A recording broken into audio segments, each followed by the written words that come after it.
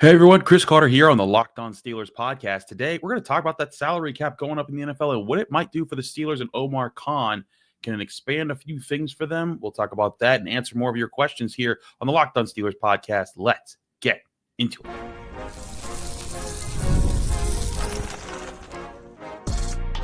You are Locked On Steelers, your daily Pittsburgh Steelers podcast, part of the Locked On Podcast Network, your team every day.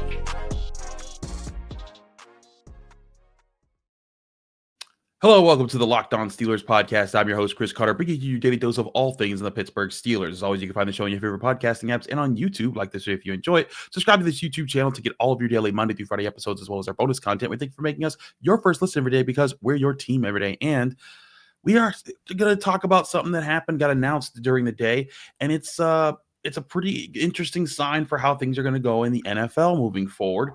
And it's another significant increase in the NFL expected salary cap for the 2025 season. Now, since the NFL added a 17th game for all the teams, one of the things that was said was going to be a thing that developed over the next few years of doing that was that the salary cap was going to increase because the revenue of the league is going to increase, which means the players' revenue is going to increase. And lo and behold, that's exactly what's happening right now. The whole NFL got a boost of about $7 million estimated right now, because salary cap can be very flexible. But right now, it looks like the whole NFL, everyone got a $7 million increase in what their salary cap space could be, helping certain teams out that were at the bottom of the barrel. But as we've been talking about, the Steelers are in a really good space salary cap wise to figure things out.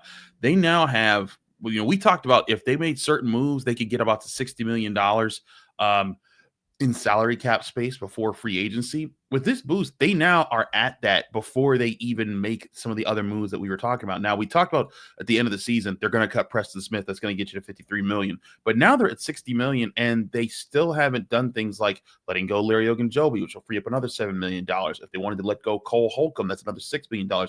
You can now get up to $73 million in cap space right there, and then you can still make other moves like doing things with TJ Watt and Minka Fitzpatrick, Cam Hayward, Alex Smith, and Patrick Queen's contracts, or Pat Freiermuth.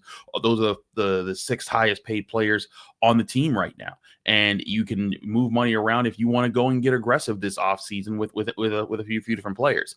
I think it's always important to note when salary cap boosts, at the end of the season, or right before free agency, everyone gets excited and they're like, "Oh, that saves the team." Thing is, everybody gets this. It's not like the Steelers specifically are just getting an extra $7 million to play with, but it does give them a little bit more space and a little bit more wiggle room. And I do think that it does help Omar Khan specifically because of of a specific thing the Steelers are going through that most teams aren't, and that's situation is the Steelers quarterback situation, which they're still trying to figure out who is going to be the guy moving forward. And as we've been talking about, I think that the biggest thing holding up the decision as far as whether it's Justin Fields or Russell Wilson or the field is simply because the Steelers are trying to negotiate to make sure that their salary cap situation is strong enough to be able to go get the players they think are going to be necessary in free agency to further boost their roster and put them in the best spot to be more competitive next season. And also, add pieces to the core, with a quarterback that they like to at least hold down the fort until they find their franchise guy. Now, I think that's this $7 million that goes to it. Again, you're at 60 right now. You can get to 70 or 73 without sacrificing too much of the team. That gives you the space to say, like, okay, Justin Fields, we're giving you a real contract. Here's $15 million a year, something that, and I think that might be money that Justin Fields could look at and say, like, you know what, in a system that I'm a little bit more comfortable with, that I had some experience with, I can make a difference here, and I can do something on a team that's made the playoffs 4 of the last 5 seasons, and give me a chance to get back in the ranks of being a definitive starting quarterback in the NFL, and also get paid well enough to do so. And the thing is about this is now that you have that money, you're going to have the other, like say the Steelers kick up $15 million a year to Justin Fields. And I think that's a decent price, as far as, expectations and where things could go with his situation. But say it's a $15 million situation for him, and then you're able to free up maybe $10 more million in cap space.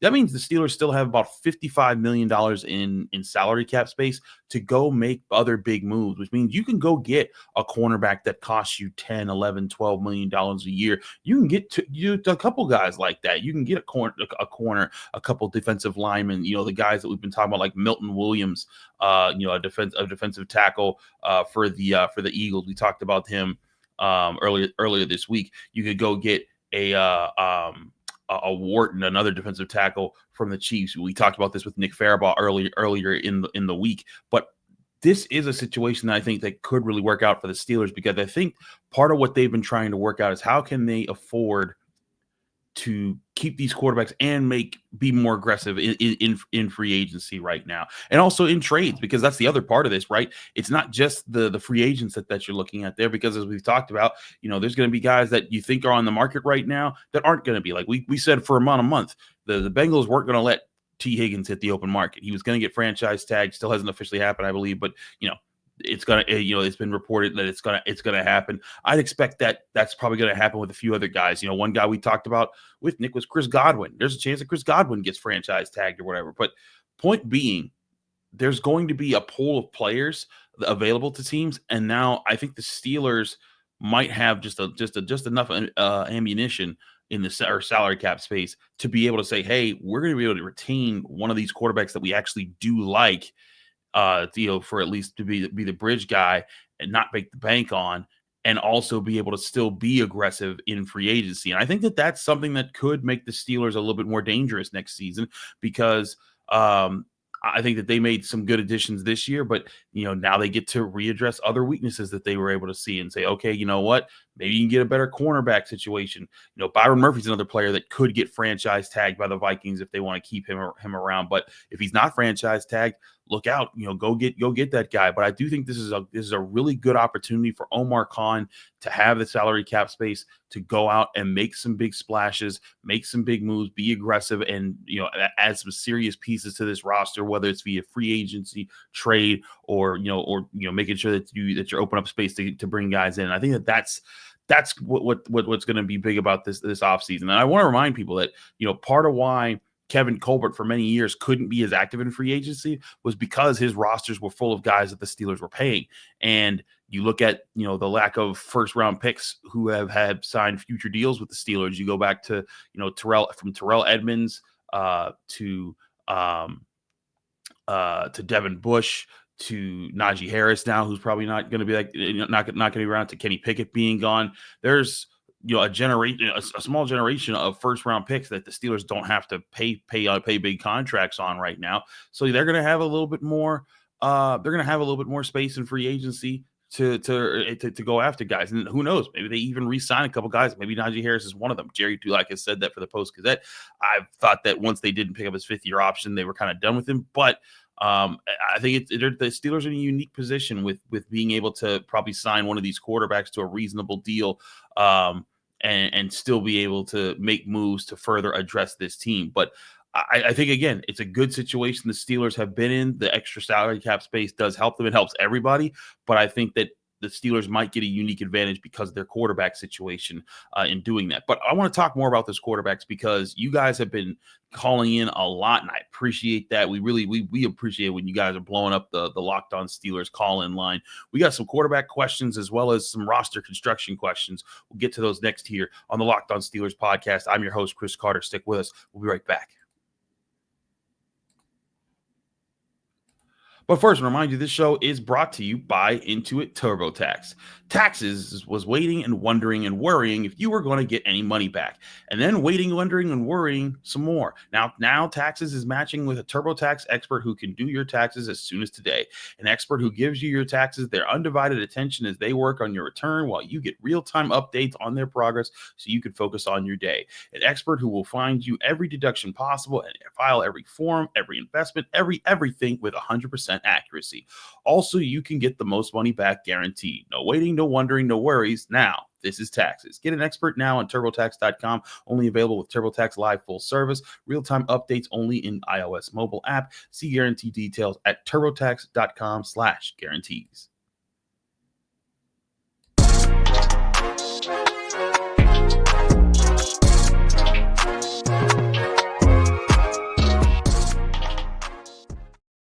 We're back here on the Locked On Steelers podcast. I'm your host, Chris Carter. We continue our show here today. Again, we go to your questions. And again, I do appreciate there's so many of y'all that call in. And, I also appreciate the patience of those who, kind of recognize that, like, hey, you might not be able to get to all the calls all the time right away. But there's so many of you guys that I think have asked really good questions that we're kind of working our way through questions to get there. So I wanted to talk about, since the salary cap thing opened up, something the salary cap did increase, and there's questions about the quarterback. There's been some questions about different quarterbacks. I do want to give a quick shout out to two guys that probably we won't be able to get to their questions. I believe because they were asking about Trevor Lawrence. I think Zach from Ohio and Joe Green. Yes, Joe Green was pretty funny. He said, I'm a Steelers fan. Not that Joe Green, but Joe Green from Phoenix, Arizona, and Zach from Ohio. Both asked about Trevor Lawrence, but we were able to dispel that. So weren't able to get to you guys' questions on that before it was kind of already dead in the water. But we do have some questions about quarterbacks who are out there. And I think there's some interesting pointers out here. Now, I've talked about some of these guys, but I want to give the fans to kind of sometimes get a chance to voice themselves on this. And Sean had a question about Aaron Rodgers, because if you're paying attention to the national media, it seems like every other day someone in the national media is trying to link him to the Steelers. Here's Sean's thoughts on that, and I'll give you my thoughts on that after. Hey, what's going on, Chris? Once again, this is Sean, Rhythm. It's not a question again. It's more of just my opinion. I feel if we, first of all, we're saying that we want a mobile quarterback, somebody young that's mobile.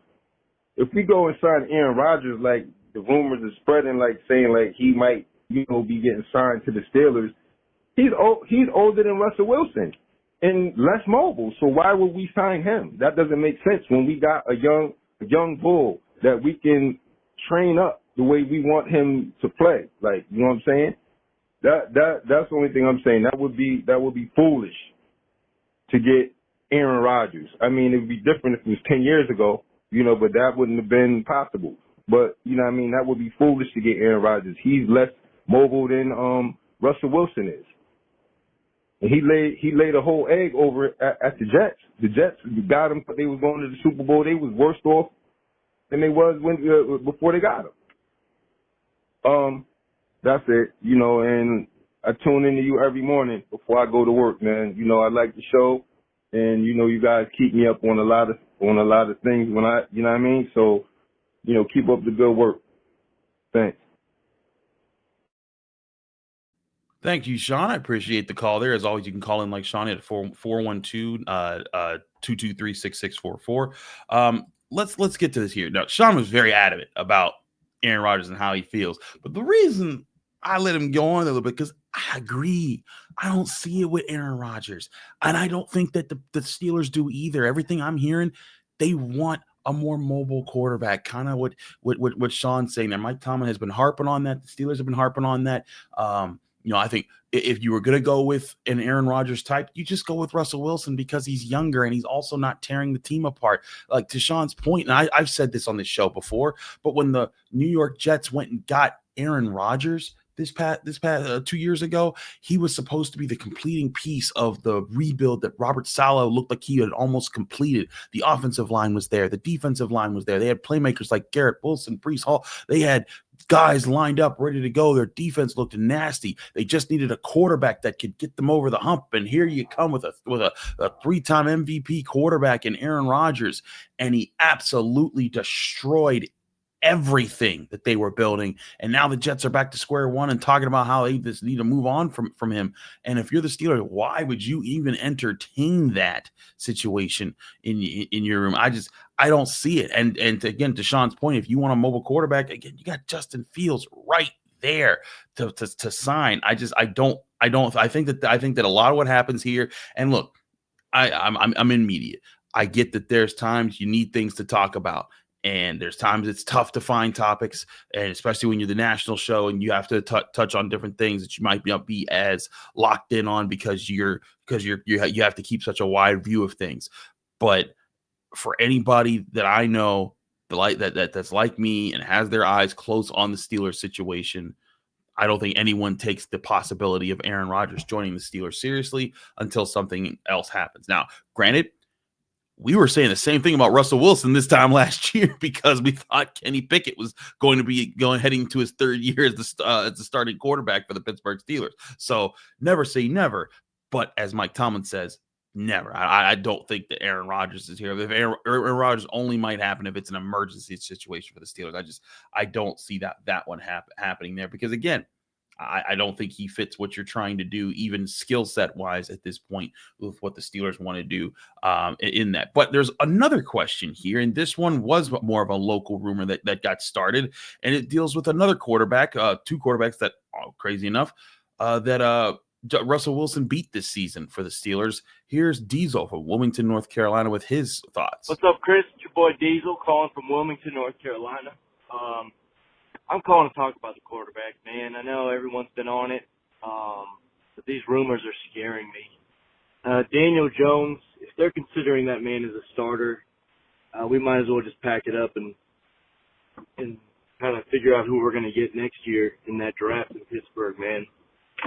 And if it's Russell Wilson, same thing. It's just like, it feels like kind of what Ben Roethlisberger was talking about how we don't evolve. And if you want to evolve, we can't just go with another old quarterback. Not again.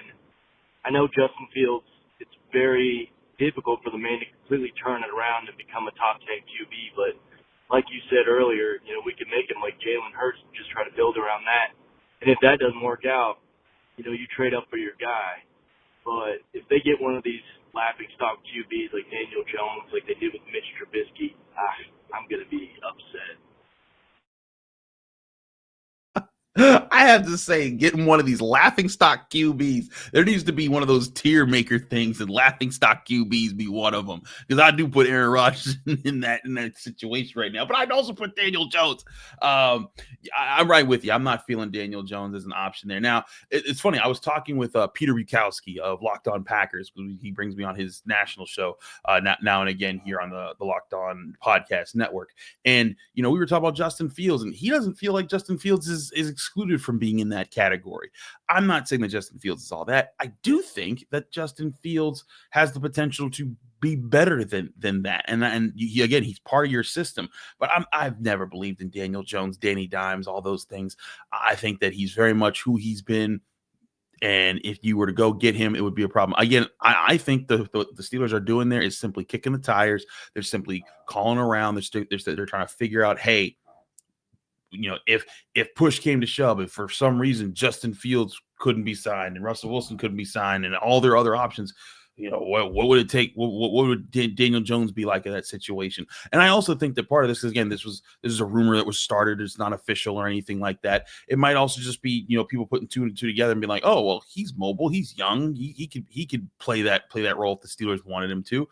Maybe that's where this was coming from. But I think it's important to remember, here, Diesel, that like the Steelers don't have a great quarterback situation lined up for them. Like Justin Fields, if he's the guy, he has that ceiling and that potential that we talked about on yesterday's episode with that could get him to, if he can develop into a guy like Jalen Hurts. But I think that, again, the whole point is they need this offense to grow. And to what Ben Roethlisberger is talking about, he's talking about evolving. They need to see different parts of this team develop. Now, I'd say that, in going into the 2020s, what's kept the team afloat was the defense became so good. Because if you remember, in the late 2010s, it wasn't as big of a strength. You think back to like 2017, even when they were 13-3, Ryan Shazier was a big part of that. But when Ryan Shazier got hurt, they didn't have a secondary. They barely had linebackers that could do much. They had that quick upturn when they got Minkah Fitzpatrick. But then through the 2020s, it's been the defense that's carried the team. That was an evolution at the time. That was evolving at the time. But now they need something to evolve on offense, and that's where I think that they're looking for things to do. And it's part of what there's part of this that I'm going to discuss in this next segment, that with another question that was asked about the Steelers salary cap construction. But it's also acknowledged that this is mostly a young offense that's trying to figure things out, trying to find its rhythm and it was in its first year with a new offensive coordinator. So I don't think the Steelers want Daniel Jones. I think it's just he might be an emergency backup situation in case a lot of things go wrong.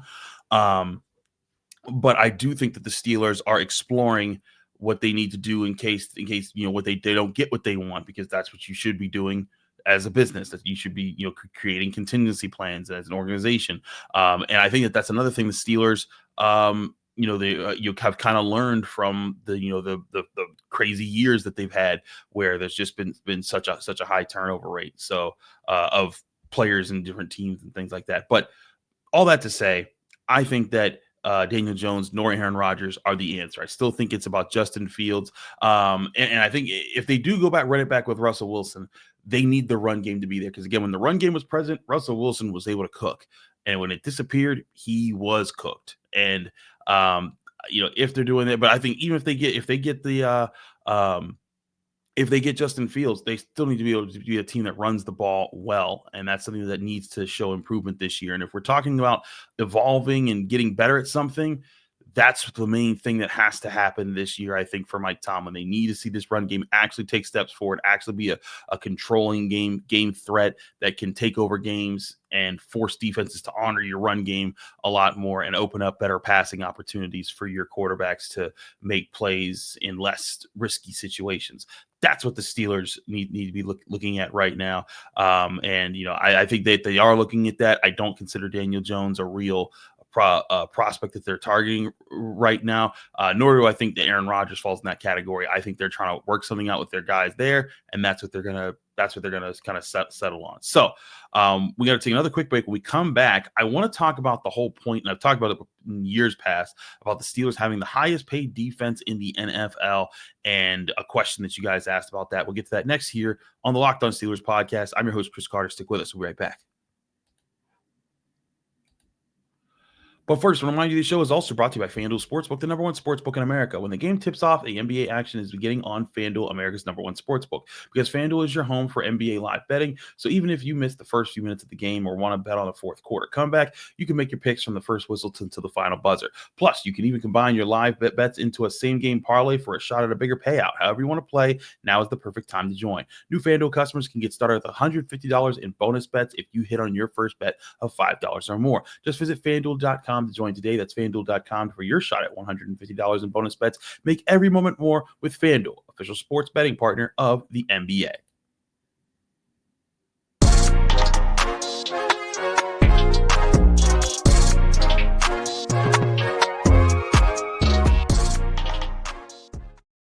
We're back here on the Locked On Steelers podcast. I'm your host, Chris Carter. We continue our discussions here on the show. We continue taking your calls here. As always, again, you can call in at 412-223-6644. It's an automatic answering machine. You go right to it. Just leave your name, where you're from, keep your question under a minute. We'll try to get you on the show about that. And we've had a lot of callers call in of late, and we thank all of you guys. And you come from everywhere. Sean, I believe, is from Pittsburgh. Diesel's from North Carolina. This next one is Michael from San Diego, California. So getting all over the country. Steeler Nation is far and wide, and that's something we're always happy to showcase here with these calls. But here's Michael's question, and it gets into the part of the conversation about how the Steelers construct their roster. Take it away, Michael. Hey, Chris. This is Michael from San Diego. My question today is about the defense. We have the highest paid defense in the NFL, but we did not play like it. My question is, what went wrong? Is it personnel? Is it scheme? Is it something else? Let me know. Thank you. Well, thank you, Michael. Appreciate the call there. Again, 412-223-6644 to get your question on the show. I've talked about what I thought was wrong with the defense a bit, but let's talk about how this kind of worked. Now, the Steelers did have the most expensive defense in the NFL, and it was by far $163 million. That's for this upcoming season. This past year, it was $137 million in cap space dedicated to the defense. Next closest were the Bears, Chargers, and Bengals, crazy enough. But when it comes to defensive spending, a big part of that is because of what the roster construction and how it was put together, because of the rebuild that they're trying to do on offense with a lot of young players. Like, you look at the depth chart right now. If the depth chart was to remain the same from just the players that were there last year, like in fact, let's just go over the players they had on the offensive side of the ball this past year. Russell Wilson, not paying him a lot of money, so you're not going to, because he was on that Broncos deal, so he's not going to have that. Najee Harris, rookie deal. Jalen Warren, rookie deal. George Pickens, rookie deal. Calvin Austin, rookie deal. Pat Freiermuth just got paid this year, so he was just finishing up his rookie deal. Dan Moore, rookie deal. Zach Frazier, rookie deal. Mason McCormick, rookie deal. Broderick Jones, rookie deal. And did you see my point there is that a large part of this offense is just very, very young. Now, if you want to say the Steelers could go invest in other guys to go build up the offense and get a star player or two, I think that's what they try to do with James Daniels and Isaac Seumalo, and they haven't. James Daniels is hurt. Seumalo's been okay. There's potential for the Steelers to find answers there, but that's where the Steelers have to start making smarter acquisitions to try to fill in free agency, is to find those guys that can fit those roles pretty well, and maybe that'll balance things out. But to answer your more specific question as far as what went wrong, I think there's a myriad of things. But I think it comes down to, at the end of the season, the Steelers wanted to be this aggressive team that can impose their will upon you by stuffing the run, getting after the quarterback, playing tight coverage, and forcing you to make mistakes. I think there were flashes of all of those different things at different points in time towards the end of part of the season. But what did we see against the Ravens in both those last two games? The defensive line just getting bullied off the ball, the linebackers getting caught up in the traffic, and then Derrick Henry running right through them. And you can't even get to the rest of the game there when you can't do that basic part of your defense. And to me, that's the biggest thing that happens here. Now, the part of this is, how the Steelers have addressed vacancies that they've tried to fill. We talked with another caller who called in earlier this week about, Stephon Tuitt, and how this team still hasn't gotten over the loss of Stephon Tuitt, because they've been looking for that number 2 DT to line up next to Cam Hayward to become that star, and it hasn't taken off yet. So I think the Steelers still have I think the Steelers still have room to improve on some things. That's why I keep saying, I know people don't want the Steelers to draft a defensive tackle first, because they're like, but they've invested so much in the defense. Here's what's going to happen though: if you go get a really good defensive tackle on the first round of the draft, you're not paying as much to free agents to get that there, and then that's free agent money that you can put towards the offense. You can go and get a Darius Slayton. You can go and try to get a guard or somewhere.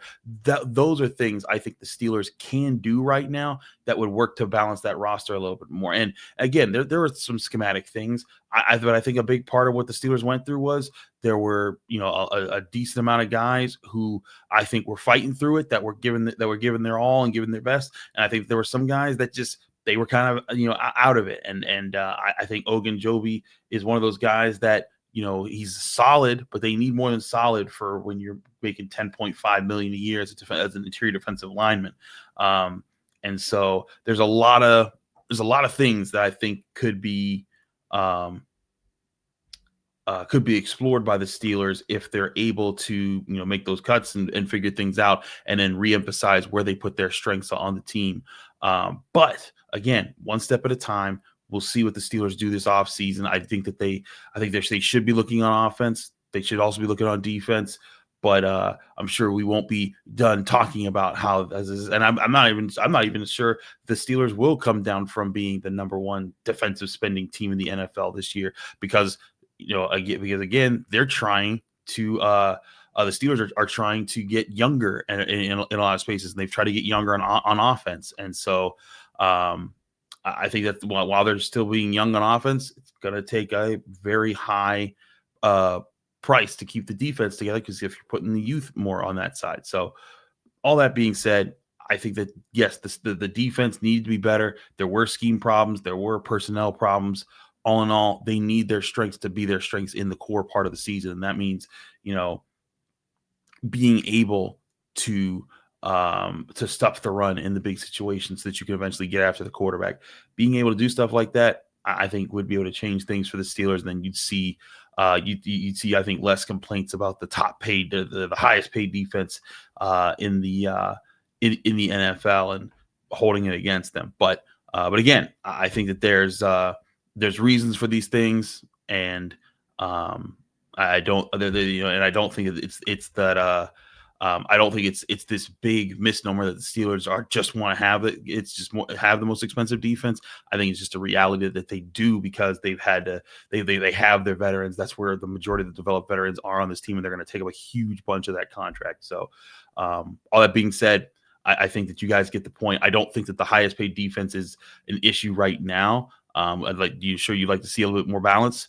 But I think that there's plenty of other things the Steelers can focus on that would be more helpful than worrying about being the highest paid defense in the NFL. And part of it would be getting that unit to play better. So big challenges for them this offseason. Again, the salary cap increasing by $7 million is going to give Omar Khan even more ammunition. We'll talk more about that tomorrow here on the Locked On Steelers podcast. I'm your host, Chris Carter. Follow me on Twitter, Instagram, TikTok, Blue Sky, all the social media, same place everywhere at Carter Critiques. Read my work at the Pittsburgh Post-Gazette, post-gazette.com. Find me here on the Locked On Steelers podcast every Monday through Friday.